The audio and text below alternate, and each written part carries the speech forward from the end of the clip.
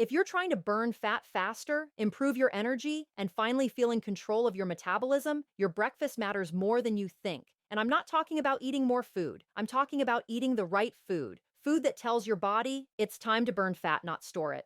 When you wake up in the morning, your body is standing at a metabolic crossroads, and the decision it makes in those first hours will determine whether you burn fat or store it, whether you feel clear and energized or hungry and foggy, and whether your metabolism heals or slowly breaks down over time, because fat loss is not controlled by calories, motivation, or willpower. It is controlled by one hormone, and that hormone is insulin.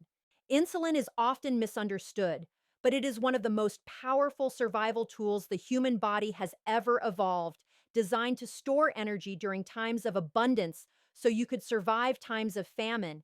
Yet in the modern world of constant food access, insulin is no longer a lifesaver. It has become the master switch that locks fat inside your cells. The science is unambiguous. When insulin is elevated, fat burning is turned off, not slowed, not reduced, but shut down at the cellular level, because insulin's primary job is to tell your fat cells to store energy and refuse to let it go. Studies using metabolic chambers have shown that even small increases in insulin suppress lipolysis, the process of releasing fat from storage, which means you can be eating fewer calories and still gain fat if insulin stays high. This is why so many people feel trapped, doing everything right, eating less, exercising more, yet watching the scale refuse to move because their hormones are giving their body a completely different message. The moment you eat a carbohydrate-heavy breakfast, cereal, toast, fruit juice, even so-called healthy grains, your blood sugar rises, insulin surges, and your body receives a clear command: store energy now, burn nothing. Within minutes, fat cells close their doors, ketone production shuts down, and your metabolism switches from a fat-burning engine to a sugar-burning emergency mode, which is why hunger returns so quickly and energy crashes before noon. In contrast, when you eat a ketogenic breakfast built around fat and moderate protein, or when you delay breakfast entirely, insulin remains low, and this changes everything. Low insulin allows hormone-sensitive lipase to activate, unlocking stored fat and releasing fatty acids into the bloodstream, where the liver converts them into ketones, a clean, efficient fuel that produces more energy per unit than glucose and generates fewer damaging free radicals. This is not theory, it is measurable physiology, confirmed in studies showing that ketogenic diets increase fat oxidation and lower respiratory exchange ratios, a clear marker that the body is burning fat instead of sugar. Ketones themselves go beyond fuel.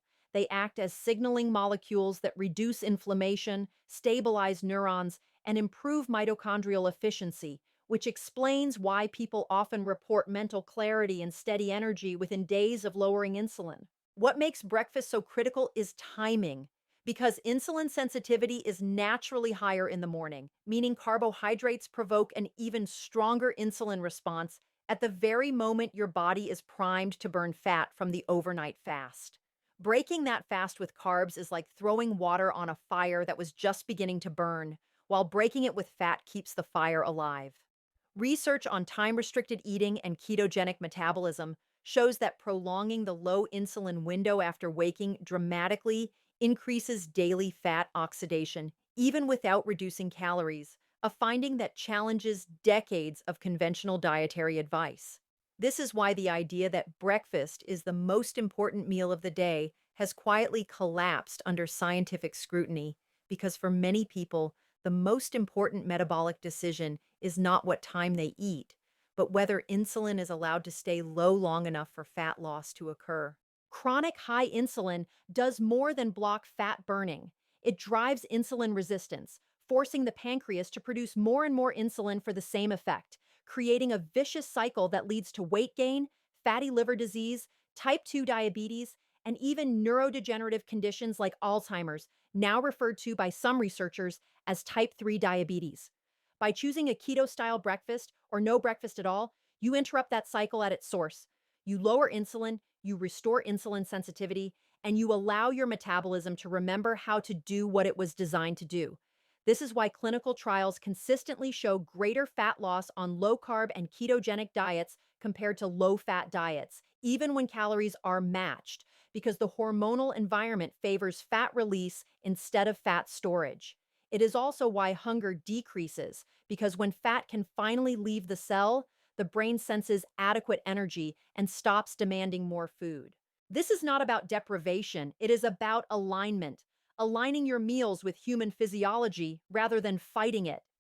When insulin stays low in the morning, your body transitions smoothly into ketosis. Your blood sugar remains stable, cortisol stays balanced, and the metabolic chaos that drives cravings, mood swings, and fatigue begins to fade. Over time, this hormonal stability leads to something far more valuable than weight loss: metabolic flexibility, the ability to switch effortlessly between fuels, to go hours without eating, to think clearly, and to live without the constant noise of hunger.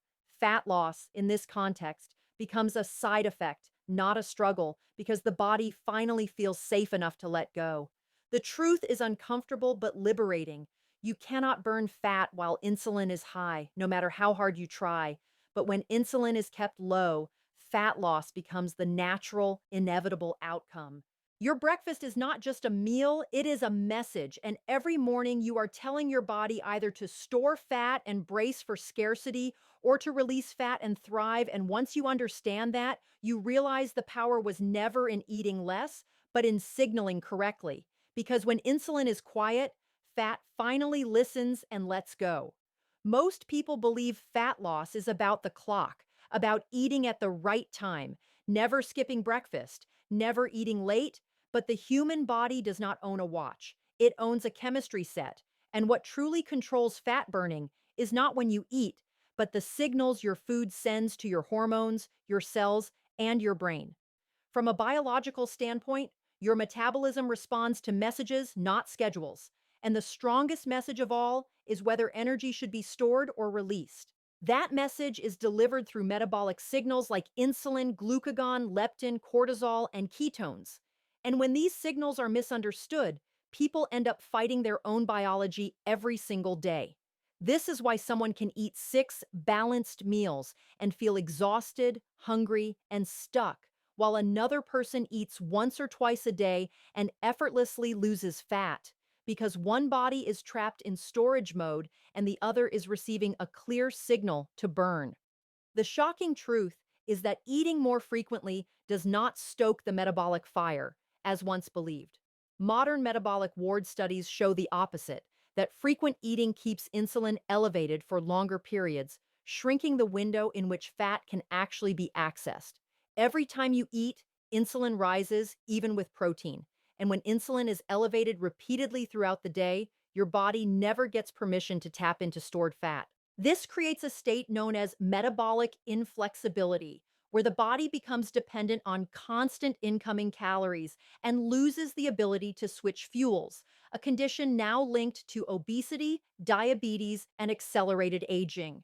In contrast, when meals are structured to minimize insulin spikes, whether through ketogenic foods or strategic fasting, the body regains its ancient ability to move seamlessly between glucose and fat, a survival trait that kept humans alive for hundreds of thousands of years. Anthropological evidence shows that humans did not eat on a fixed schedule. They ate when food was available, sometimes feasting, sometimes fasting, and their metabolism adapted accordingly. The modern insistence on rigid meal timing is a cultural invention, not a biological requirement. Research on time restricted eating reveals something profound. When the same calories are eaten within a shorter eating window, insulin exposure decreases, fat oxidation increases, and metabolic markers improve, even without weight loss. This tells us the benefit is not magic timing, but reduced hormonal interference. Ketogenic metabolism amplifies this effect because fat and ketones generate a dramatically lower insulin response than carbohydrates, meaning the metabolic signal stays aligned with fat burning regardless of whether you eat at 7 a.m. or noon. This is why someone can drink a fat based coffee in the morning, skip breakfast entirely, or eat eggs and butter and still burn fat because the signal remains consistent. Insulin stays low, glucagon rises, and stored energy becomes accessible. Glucagon, often ignored in mainstream nutrition, is insulin's counterpart, a hormone that tells the liver to release energy, break down fat, and produce ketones, and it only rises when insulin falls. Ketones themselves then reinforce the signal, suppressing appetite centers in the brain and increasing mitochondrial efficiency, which explains why hunger fades and energy stabilizes when people stop eating by the clock and start eating by chemistry. One of the most shocking findings in metabolic research is that hunger is not a measure of energy deficiency, but of hormonal imbalance. Obese individuals often have excess stored energy, yet experience intense hunger because insulin blocks access to that fuel. When meal timing is prioritized over metabolic signaling, this imbalance worsens, trapping people in a cycle of eat, spike, crash, repeat. This is why breakfast skippers were once blamed for weight gain based on weak observational data, while randomized controlled trials later showed no metabolic disadvantage to skipping breakfast, and in many cases, improvements in insulin sensitivity and fat loss. The body does not panic when you skip a meal, it adapts, but only if insulin is low enough to allow adaptation. When insulin is chronically high, skipping meals feels impossible because the body cannot access fat and perceives starvation even in the presence of abundance. This is not a failure of discipline, it is a failure of signaling. By focusing on metabolic signals instead of meal timing, you remove guilt from eating patterns and replace it with strategy. You begin to understand that eating earlier or later only matters insofar as it affects insulin, circadian hormones, and recovery, not because the clock itself has power. Cortisol, for example, naturally rises in the morning to mobilize energy, and when insulin is kept low during this rise, fat is released efficiently. But when carbs are added, cortisol and insulin collide, promoting fat storage and inflammation. At night, melatonin prepares the body for repair, and late night eating becomes problematic not because of the hour, but because insulin interferes with growth hormone and cellular cleanup processes like autophagy. Again, the issue is the signal, not the time. Autophagy, the body's internal recycling system, increases during periods of low insulin and low amino acid availability, and it is now recognized as a key mechanism in longevity, cancer prevention, and neuroprotection. Fasting and ketogenic eating enhance autophagy not by starving the body, but by removing the signals that block repair. This reframes the entire conversation around food. Eating less often is not about restriction. It is about removing noise so the body can hear its own healing signals. Over time, this approach restores leptin sensitivity, improves thyroid function, and reduces chronic inflammation, creating a metabolic environment where fat loss happens naturally. The most powerful realization is this: your body already knows how to burn fat, it just needs permission. That permission is not granted by meal timing rules, calorie charts, or social norms, but by hormonal clarity. When you eat in a way that keeps insulin low and signals abundance through fat and ketones, your metabolism relaxes, adapts, and releases what it has been holding on to. Fat loss stops being something you chase and becomes something that happens while you live your life. And once you understand that the clock was never in charge, you stop watching the time and start listening to your body. And that is when real, lasting metabolic change finally begins.